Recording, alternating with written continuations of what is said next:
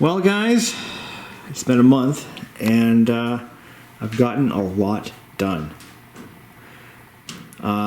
Major plumbing repairs, electrical repairs, insulation,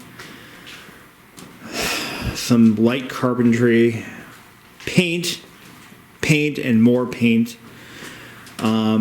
I have the roof being done by a contractor who's taking his sweet-ass time to get it done. But the main roof is pretty much finished. Apparently he has other jobs to do, and, well, I'm not a priority. That's okay.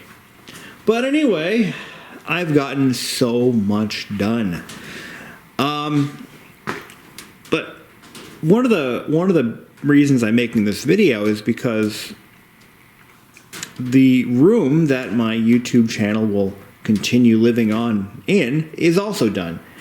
I took last 4 or 5 days, and I took that room right there, and I fixed every little problem that was going on in there. I had some electrical issues in there, paint issues, the walls and the ceiling were just trash, and I decided, you know what, now's the time to get it done. And, because clearly there was 300 square feet of computer parts and tools and other things and software just piled up all over this basement. And I need to clean this basement up so that I can use it for basement-y things.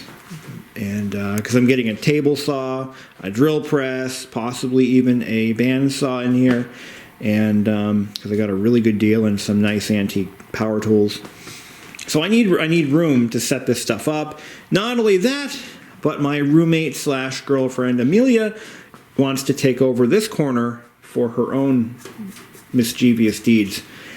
Yes, a lot of you have been asking about her. She is, we are dating. We've been kind of together, but not, for over a year. And now we finally decided that, you know what, we should give this living together thing a try and see how it goes. And just as a side note, she is actually she took over my second bedroom, which is on the other side of that wall up there.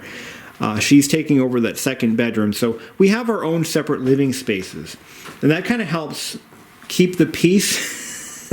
We each have our own, separate living quarters. And, it's actually been fantastic because we're not, in each other's faces all the time, which is, what I didn't want. I didn't want someone there all the time, in my face. So we agreed to do that, at least for a little while and see how it goes. But yeah, she actually moved in the same day I did. So we've been living together peacefully for about a month now, which is a lot longer than I thought it was going to last. No, she hasn't gotten fed up with me yet. So that's a good sign. It really is, because I'm a very difficult person to get along with sometimes. I'll admit it. But anyway, yes.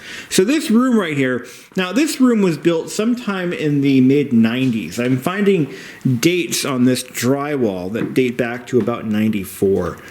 And I think I found a date of 96 on something. So that kind of helps clarify when this was built. And if you look at the stud spacing, it wasn't built by a professional. Not by a long shot. Look at this. What is this? 24 in center? What's that? That's probably about 16. And then we got another, 24, then God knows what, 18. What the hell? Clearly not a professional job. And look at this. They put oh my God. They put a top plate, not really a top plate, but kind of sort of here. Nothing there, nothing there, nothing there. Nothing. And they did this for whatever reason. Oh, wait. Looks like we found some room for a top plate. Oh, what's this? 6 inches on center? Oh, man. It's just amateur hour. So clearly I wasn't working with top-notch building quality or construction quality when I had to refinish this room. Yeah, that's pretty disgusting, don't you think? Not only that, but it had electrical problems too, and we're going to talk a little bit about those. But yeah, right here, they had a wire sticking out from here and just deadheading to this. It was like blocked off with wire nuts. I'm like, what's that for? I did some investigating and I found that that actually goes into, it just passes through one of the outlets. It's like the very end of the chain, but the wire they used was too short, so they were never able to put it into this box and that box respectively. So I had the brilliant idea of just putting an outlet right here. This is where Amelia is going to be setting up her shop here, and I'm like, well, I'm going to need power here, so I put an outlet box, used it as a junction box, basically, and then continued the run to where it was originally intended to go. Now, there is no outlet here. There's just a loop, and that's it, so I can add an outlet at a later date if I choose to. And there's a blanking plate on the other side that you'll see. And then there's an outlet over there. But yeah, this is kind of amateur. The sill plate, or the bottom plate, is supposed to be made of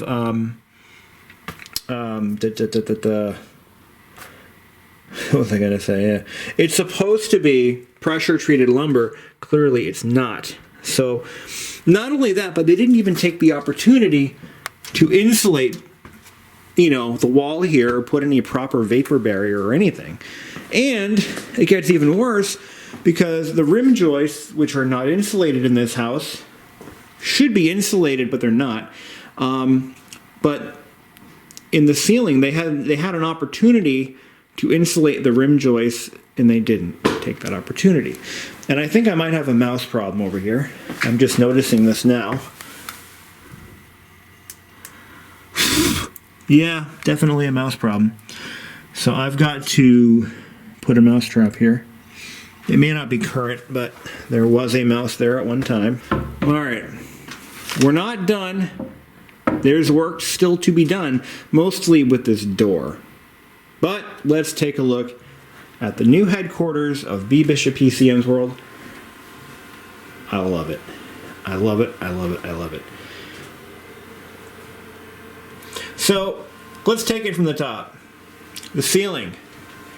It was a smooth ceiling when I bought the house, but it was a very defective smooth ceiling. You saw how high-end the framing was done. Can you only imagine what the seams looked like? They were terrible. So I decided to do what is essentially a contractor's favorite shortcut when it comes to ceilings, and that is a popcorn ceiling. It's a roll-on material. It's made by Homax, and you just roll it on. You can see there's still some holes that I forgot to patch, but whatever, I can fix it.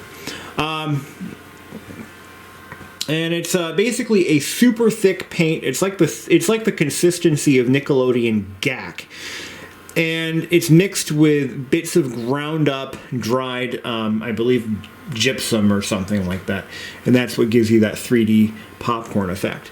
And you roll it on with an extra thick roller. Now, this is a very messy process, extremely. So you want to make sure that you do the ceiling before anything else. Because once you start rolling that stuff on, it flies off the roller and gets everywhere.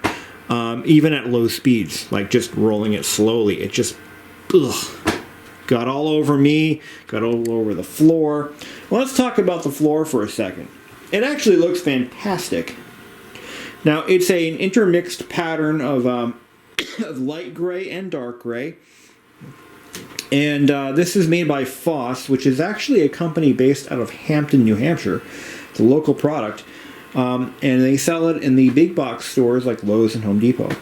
These are peel and stick carpet squares. I was really skeptical of this product at first.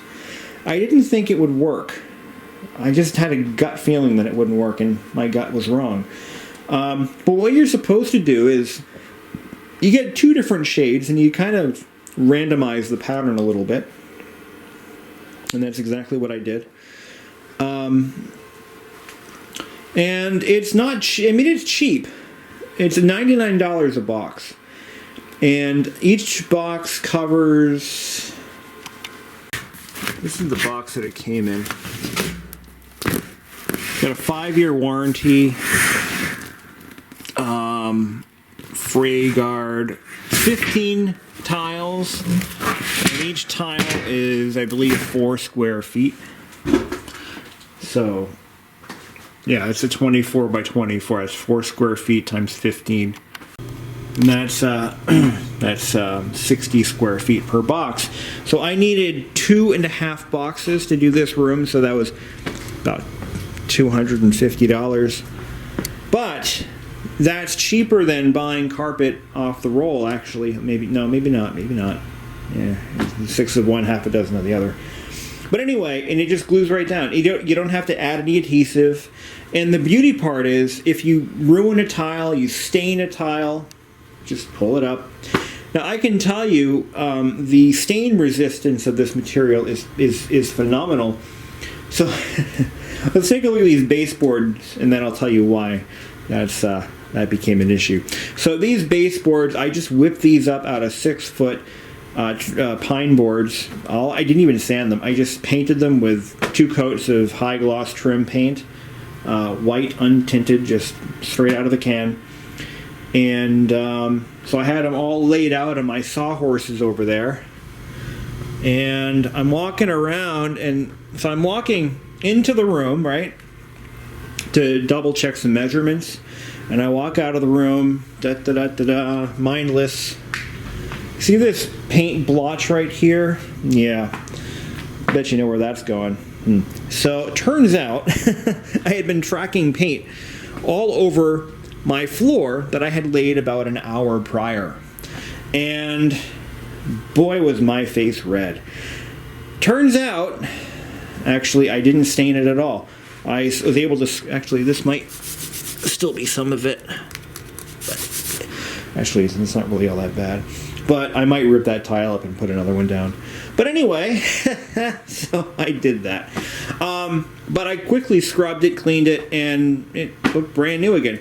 Those 2 tiles were blotchy. This one, not so... I don't know what that was. That might be something else, because I don't think I walked over here. But anyway, stain resistant, and it really is true.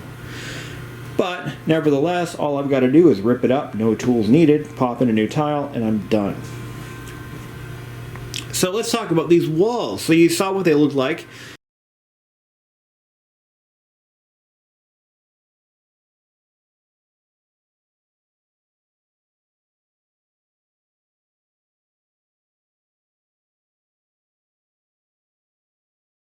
They were pretty rough, really rough would be one way to put it. So what I did is I used a texturing sand. It comes in little pint, it looks like little milk cartons. You just add 1 pint to a can of paint, mix it up with a drill attachment. You want to get that stuff nice and evenly dispersed. Pour it into a roller tray and just roll it on. This blue color I really love. I found this in the mist tint section of the paint department at Home Depot. And it was only $9. And I saw this color and I immediately knew this was the one, because I had plenty of gray. This is modernist gray from the living room paint project.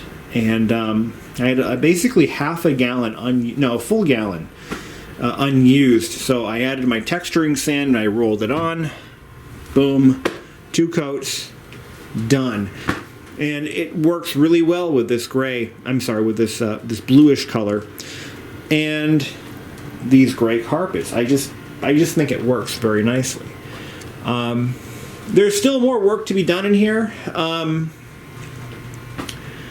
But before I get into that, we'll talk about the electrical, which was kind of a scary mess.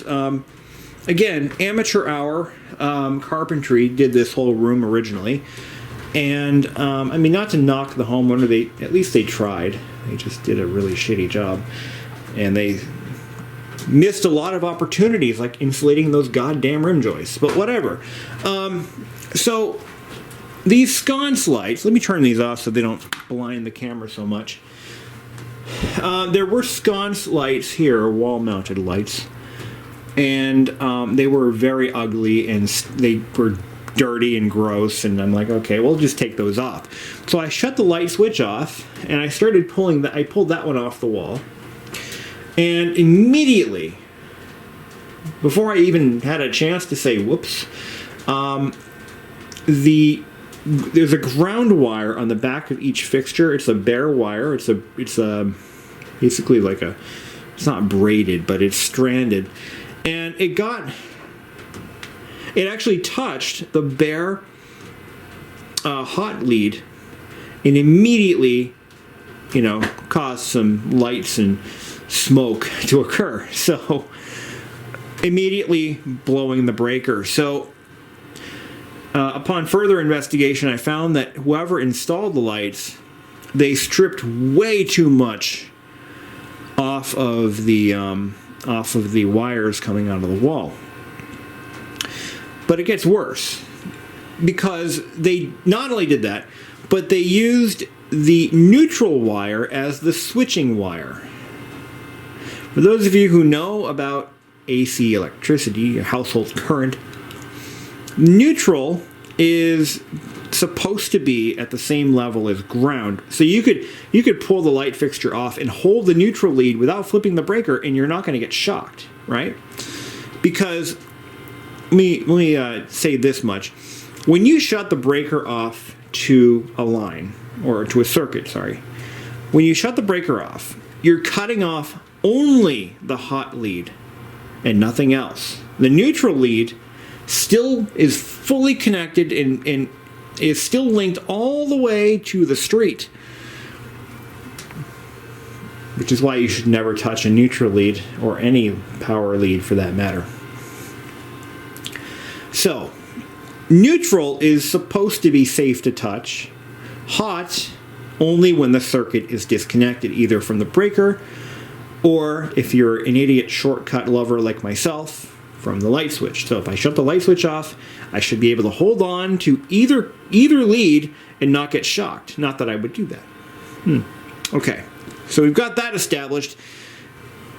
What they did is they had the hot lead connected straight to the main source, and they used the neutral as the switching wire. It should be the other way around. You're supposed to switch the hot off, not the neutral. Long story short, it was a problem waiting to happen. I'm glad it happened then and now, and I was able to correct the issue before I went too far forward. So I took the switch out and I rewired it correctly, replaced both sconces with these beautiful lights that I found at Lowe's for just $12 a piece on clearance. They're normally like $40 a pop. So that was a pretty good savings there. And I also rewired them correctly. But it doesn't end there. Wiring was kind of a disaster in here anyway, because each outlet was wired with the stab-in connectors, which I do not. Nobody really should use those. I don't know. Some people like them. Some people swear by them, but I do not use them. The stab-in connector is on the back of each outlet. Let's take a look at one. I'll show you what I mean. So here's a brand new outlet, and you'll see that on the back side you've got these 4 little holes. Now, what these are supposed to be used for is, it's like a quick, shortcut type thing. You can just strip back your wire and just stab it into these holes, put it in the box, and move on. I was always taught never to use these because they're not infallible. For no other reason than just don't use them. But I remember I've taken outlets out before in other buildings, other houses, and the wires were put in this way and they fell right out. So I always, and it was drilled into my head from everyone I've ever spoken to that's done electrical work, always use the lugs. It's more work, takes a little longer, but they will last the lifetime of the outlet. And that's all. So they use the stab-in connectors, but this is where it gets ugly, because there was one outlet, amateur hour, man, I'm telling you, one outlet it was this one over here, where my computer's plugged into, where they stripped back almost the entire length of the hot lead. They stripped the entire thing off. For what reason, I do not know. I suspect, and I just thought of this now, that when they were cutting the jacket, that they nicked the wire, or they nicked the insulation, and when they were pulling off, I don't know. I'm just thinking maybe they went overboard, but their solution was to wrap electrical tape over the entire length of the bare wire, which was almost all of the wire that was exposed in there. So that was kind of horrifying to see, but I fixed that too. They didn't take all of it off. They left about maybe a ½ inch or so coming out of the jacket. So I sleeved it with 2 layers of shrink tubing all the way to as far as I could get it. So it's fully encapsulated. It is not a hazard anymore. But like, seriously, guys, I mean, how do you screw that up? Anyway, so all outlets have been replaced. I also deleted the phone jacks. There was a phone jack right there, so I put a blank there. There was also one over here. Put a blank on that one as well. No landlines. Eventually, I'm going to strip out all of the telephone wire in this home. And God forbid I ever put a landline in this house. I'm going to do it the right way. But there were phone jacks all over this house at one time. And there's not one active jack in here anymore. I'll never use them. But you got to be careful, because I believe this one here, this one follows the sill, is actually the water meter line, which is what they use to read the meter. And yeah, it's this one here. This is not a phone jack. That is what they use to read the water meter. So I got to make sure not to cut or maim that in any way. But anyway, this is it. This is where it's all going to happen. So right now, I have additional plans. So I bought I think it's a 6-foot countertop from IKEA. It's a solid oak countertop. I need to cut 2 feet off of that countertop to use in my kitchen, but the rest of it, I'm going to make a workbench. Make a nice little bench. It's going to go maybe right about here. So that's going to be really nice. And then I've got another one. A friend of mine is actually giving me it's actually a kitchen island type thing, and I'm going to try to maybe use it somehow, incorporate it down here. But I need to set up another workbench or another workstation for one of these desktop PCs. The LC2 is going to go here once I get done filming. The LC2 right here, because it's got to have a nice home. And or maybe I'll leave this open for now. I don't know yet. But what do you think? Now, cost-wise, I mean, really, it was minimal. I think the most expensive thing I did to this room was that shelving. That was over $100 and some dollars for that shelving. This is a Rubbermaid product. It's just all it is MDF shelving with a laminate finish. It's actually very, very attractive, kind of a grayish brushed wood finish. I thought it would look really nice in here, and so I bought that, and I went with white tracks, double tracks, screwed them into each shelf so they can't slide off. That was definitely worth the effort. It's anchored to the wall. Unfortunately, the haphazard placement of studs in this room made it impossible to get these tracks into studs. There's not one stud where I need it to be. So they're anchored. What I'm going to do, because the other side of this wall is exposed like this, I'm going to have Amelia perhaps help me with this one. I'll have her hold up a piece of wood while I drive a couple of screws in, and that's how I'm going to make it a little stronger. And then I'm going to drywall this, and then I'm going to build my laundry room. Oh, it's going to be sweet. There's going to be a laundry room, a storage closet here. Oh, I got plans. I'm going to do a drop ceiling. They should have done a drop ceiling in here because it's in a basement. For those of you who want to ever decide, if you ever decide to do a finished basement, I think that there's nothing better in a basement than a drop ceiling, because a drop ceiling gives you access to everything when needed. If you need to do plumbing or electrical work or whatever, a drop ceiling is something you can just lift the tiles up, put them aside, do your work, put them back when you're done.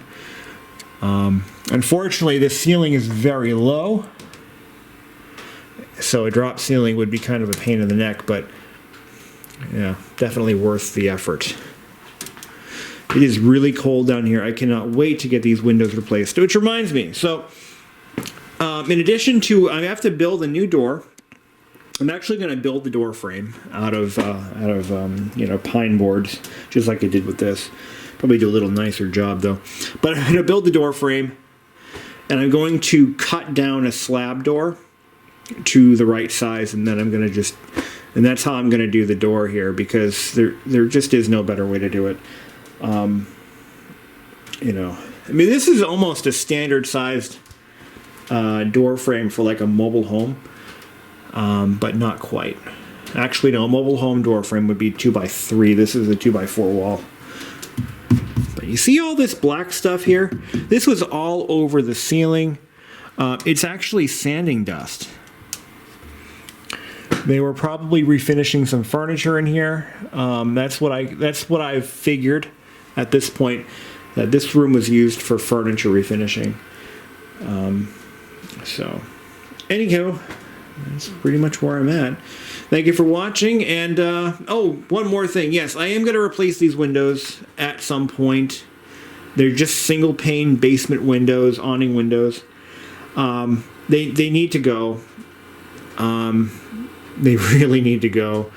I'm missing. I do have the storm windows for each of these, but they're damaged beyond repair. So either I make new storm windows, or I just replace the damn windows. And I'm going to put sliding windows. I'm going to put a sliding window here, and I'm thinking of doing a fixed position window here. And then I'm going to build my window frames, just like I did with the same pine boards. You just cut them down to size and do a nice little window frame on each window, and we're done. That's the plan. Don't know when I'm going to do it. Don't know how I'm going to do it, but I'm going to have to do it. And I'm going to have to do it with this desk in the way. Shouldn't be too bad. Shouldn't be too bad at all. And I'll do the same thing for these other basement windows. So there you go. My week's worth of work condensed into about a half an hour, 45-minute video. Thanks for watching. Have a great day. Just wanted to show you guys what I was dealing with. Now, this right here is a smoke alarm that was sitting right here. I just took it down. It's like this dust is what was covering every surface in this room. This appears to be the result of paint stripping with a sander. And I found some evidence of what was being worked on in that wood pile over there. I found a lot of trim boards that had evidence of some kind of, sanding being undertaken. This is a very old smoke alarm, probably from the late 80s. But yeah, this is kind of what I was dealing with. This stuff was everywhere down here, and slowly but surely I'm cleaning it up. In fact, if you look over here, this looks like paint. What it actually is a buildup of the same sanding dust. In fact, if I take a scrub brush, it comes up pretty easily. So I think that they were doing a lot of either, I don't know, they were refinishing something. And a lot of whatever that was. And this stuff is everywhere in this basement. But this is one of those old radioactive ones. It's filled with americium. And we're going to wash it off here. There it is. Shelving, Connecticut.